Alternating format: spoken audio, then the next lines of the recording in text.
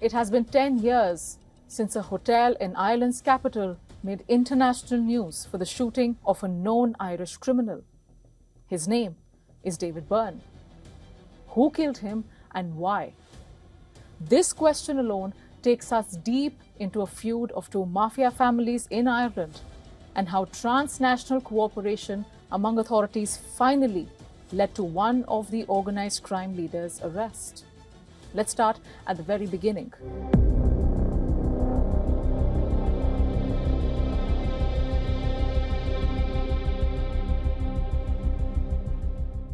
On February the 5th, 2016, boxing fans were present at a conference in the hotel. It was an event for Clash of the Clans, a boxing card promoted by a Kinahan-linked company. Around 250 to 300 civilians, including children, were looking on, blissfully unaware of what was about to unfold. David Byrne was also there, as were 6 men in disguise. Some dressed as policemen, others were dressed in dresses and a wig. Now 3 of them entered through the laundry room and 3 others came in through the front door. The last 3 were carrying AK-47s. Soon after, gunfire rang through the Regency Hotel and 6 shots killed Byrne.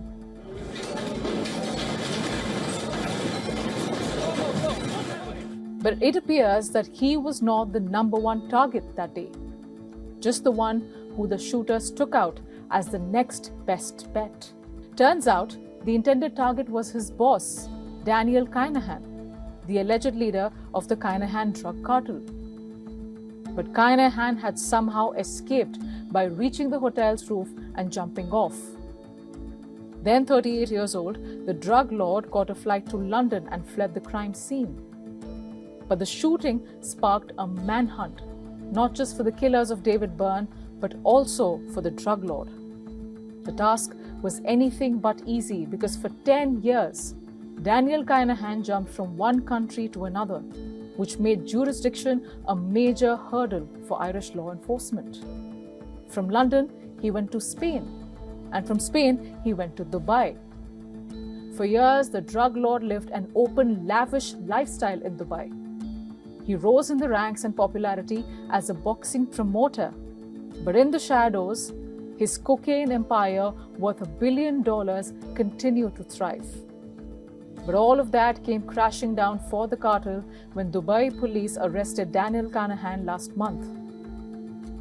Authorities had been waiting to crack down on the cartel leader, and they sprung into action soon after Ireland issued an arrest warrant.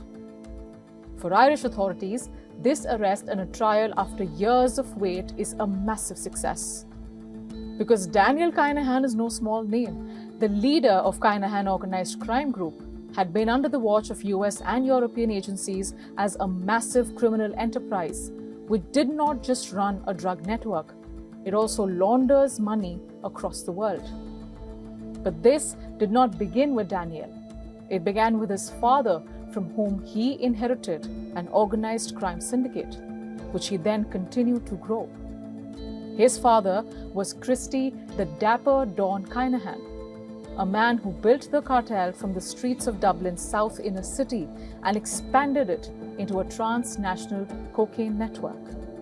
At one point, authorities estimated that the empire ran and controlled about 1/3 of Europe's drug trade under Daniel's father.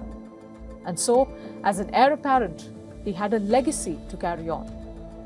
Now that he's in custody and staring at a trial, the next question is, who really targeted him 10 years ago at the Dublin hotel?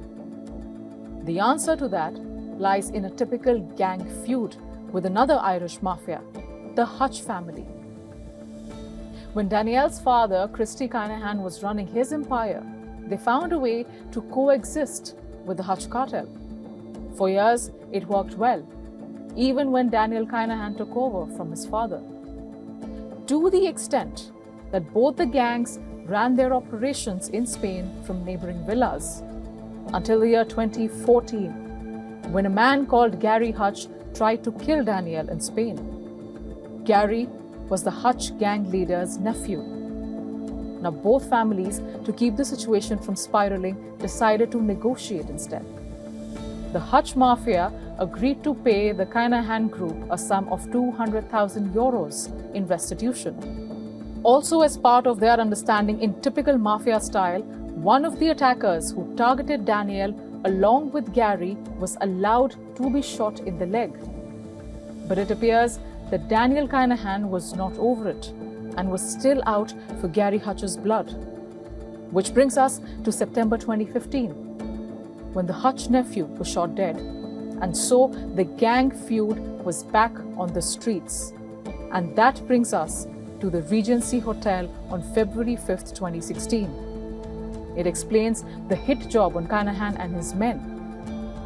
Now, after 10 years, one leader of one Irish gang is facing the country's justice system, but another is still out there. And both gangs are also intact, their operations still active. So for the Irish authorities, their job has not ended. It has only just begun.